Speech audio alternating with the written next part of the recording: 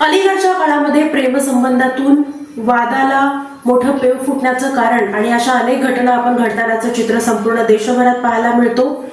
कमी समज असणं, संशय, मिळालेला नकार आणि न स्वीकारण्याची मानसिकता, आर्थिक दबाव आणि यामुळे अशा घटना दिवसेंदिवस वाढत चालल्याचं मत तज्ज्ञांनी व्यक्त केलंय.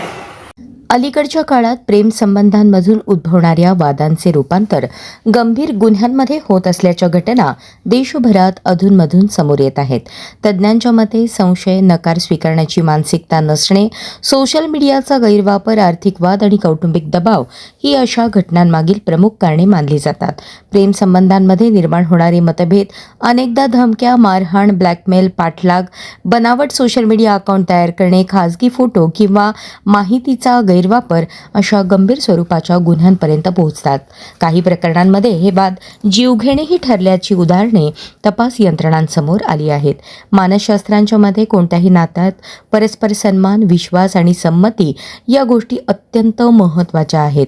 नकार स्वीकारण्याची तयारी नसणे किंवा दुसऱ्या व्यक्तीवर मालकी हक्क गाजवण्याची भावना वाढल्यास त्याचे गंभीर परिणाम होऊ शकतात.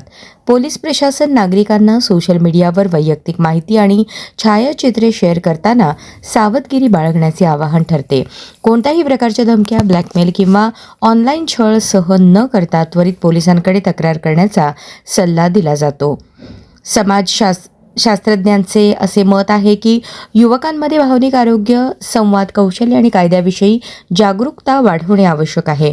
कुटुंब, शाळा आणि महाविद्यालयांनीही समुपदेशन आणि जनजागृतीवर भर दिल्यास अशा घटनांमध्ये घट होऊ शकते.